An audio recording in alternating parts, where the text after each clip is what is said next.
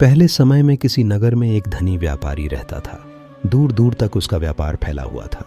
नगर के सभी लोग उस व्यापारी का सम्मान करते थे। इतना सब कुछ से संपन्न होने के बाद भी वह व्यापारी बहुत दुखी था, क्योंकि उसका कोई पुत्र नहीं था, जिस कारण अपने मृत्यु के पश्चात व्यापार के उत्तराधिकारी की चिंता उसे हमेशा सताती रहती थी। पुत्र प्राप्ति की इच्छा से व्यापारी प्रत्येक सोमवार भगवान शिव की व्रत पूजा किया करता था और शाम के समय शिव मंदिर में जाकर शिवजी के सामने घी का दीपक जलाया करता था। उसकी भक्ति देखकर मां पार्वती प्रसन्न हो गई और भगवान शिव से उस व्यापारी की मनोकामना पूर्ण करने का निवेदन किया। भगवान शिव बोले, इस संसार में सबको उसके कर्म के अनुसार फल की प्राप्ति होती है। जो प्राणी जैसा कर्म करते हैं उन्हें वैसा ही फल प्राप्त होता है। शिवजी द्वारा समझाने के बावजूद मां पार्वती नहीं मानी और उस व्यापारी की मनोकामना पूर्ति हेतु वे शिवजी से बार बार अनुरोध करती रहीं। अंततः माता के आग्रह को देखकर भगवान भोलेनाथ को उस व्यापारी को पुत्र प्राप्ति का वरदान देना पड़ा। वरदान देने के पश्चात भोलेनाथ मां पार्वती से बोले, आपके आग्रह पर मैंने पुत्र प्राप्ति का वरदान तो दे दिया, परंतु इसका यह पुत्र 16 वर्ष से अधिक समय तक जीवित नहीं रहेगा। उसी रात भगवान शिव उस व्यापारी के स्वप्न में आए और उसे पुत्र प्राप्ति का वरदान दिया और उसके पुत्र के 16 वर्ष तक जीवित रहने की भी बात बताई। भगवान के वरदान से व्यापारी को खुशी तो हुई, लेकिन पुत्र की अल्पायु की चिंता ने उस खुशी को नष्ट कर दिया। व्यापारी पहले की तरह सोमवार के दिन भगवान शिव का विधिवत व्रत करता रहा। कुछ महीनों के बाद उसके घर अति सुंदर बालक जन्म लिया। घर में खुशियां भर गईं। बहुत धूमधाम से पुत्र जन्म का समारोह मनाया गया, परंतु व्यापारी को पुत्र जन्म की अधिक खुशी नहीं हुई, क्योंकि उसे पुत्र की अल्प आयु के रहस्य का पता था। जब पुत्र 12 वर्ष का हुआ तो व्यापारी ने उसे उसके मामा के साथ पढ़ने के लिए वाराणसी भेज दिया। लड़का अपने मामा के साथ शिक्षा प्राप्ति हेतु चल दिया। रास्ते में जहाँ भी मामा भांजा विश्राम हेतु रुकते, वहीं यज्ञ करते और ब्राह्मणों को भोजन कराते। लंबी यात्रा के बाद मामा और भांजा एक नगर में पहुंचे। उस दिन नगर के राजा की कन्या का विवाह था, जिस कारण पूरे नगर को सजाया गया था। निश्चित समय पर बारात आ गई, लेकिन वर का पिता अपने बेटे के एक आंख से काने होने के कारण बहुत चिंतित था। उसे भय था कि इस बात का पता चलने पर कहीं राजा विवाह से इनकार न कर दे, इससे उसकी बदनामी भी होगी। जब वर के पिता ने व्यापारी के पुत्र को देखा तो उसके मस्तिष्क में एक विचार आया। उसने सोचा, क्यों न इस लद्दके को दूल्हा बनाकर राजकुमारी से विवाह करा दूं। विवाह के बाद इसको धन देकर विदा कर दूंगा और राजकुमारी को अपने नगर ले जाऊंगा। वर के पिता ने लद्दके के मामा से इस संबंध में बात की। मामा ने धन मिलने के लालच में वर के पिता की बात स्वीकार कर ली। लद्दके को दूल्हे का वस्त्र पहनाकर राजकुमारी से विवाह कर दिया गया। राजा ने बहुत सारा धन देकर राजकुमारी को विदा किया।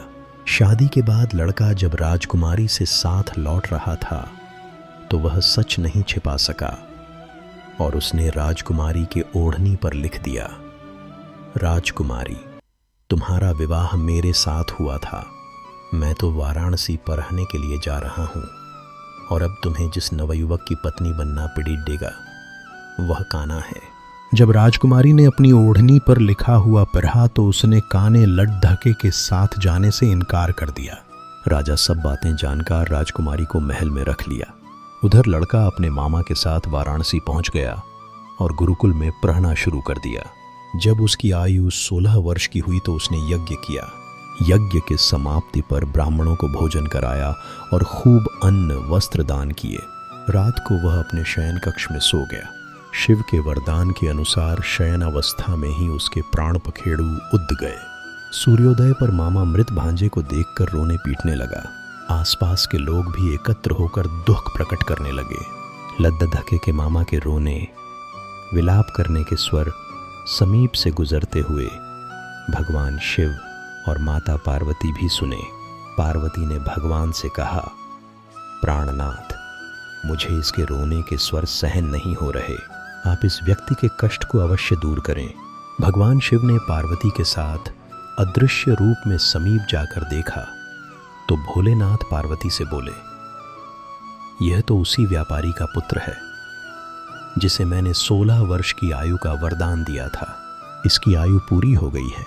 माँ पार्वती ने फिर भगवान शिव से निवेदन कर उस बालक को जीवन देने का आग्रह किया। माता पार्वती के आग्रह पर भगवान शिव ने उस लद्दहाके को जीवित होने का वरदान दिया और कुछ ही पल में वह जीवित होकर उठ बैठा।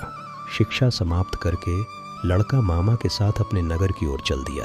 दोनों चलते हुए उसी नगर में पहुंचे जहां उसका विवाह हुआ था। उस नगर में भी यज्ञ का आयोजन किया। समीप से गुजरते हुए नगर के राजा ने यज्ञ का आयोजन देखा और उसने तुरंत ही लद्ददके और उसके मामा को पहचान लिया। यज्ञ के समाप्त होने पर राजा मामा और लद्ददके को महल में ले गया और कुछ दिन उन्हें महल में रखकर बहुत सा धन, वस्त्र आदि देकर राजकुमारी के साथ विदा कर दिया। इधर भूखे प्यासे रहकर व्यापारी और उसकी पत्नी बेटे की प्रतीक्षा कर रहे थे। उन्होंने प्रतिज्ञा कर रखी थी कि यदि उन्हें अपने बेटे की मृत्यु का समाचार मिला तो दोनों अपने प्राण त्याग देंगे।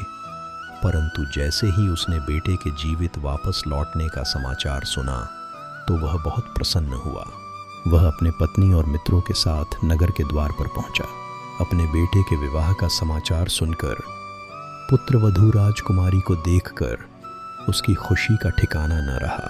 उसी रात भगवान शिव ने व्यापारी के स्वप्न में आकर कहा, हे श्रेष्ठी, मैंने तेरे सोमवार के व्रत करने और व्रत कथा सुनने से प्रसन्न होकर तेरे पुत्र को लंबी आयु प्रदान की है। पुत्र की लंबी आयु जानकर व्यापारी बहुत प्रसन्न हुआ। सोमवार का व्रत करने से व्यापारी के घर में खुशियां लौट आईं। शास्त्रों में लिखा है कि जो स्त्री पुरुष सोमवार का विधिवत व्रत करते और व्रत कथा सुनते हैं, उनकी सभी इच्छाएं पूरी होती हैं।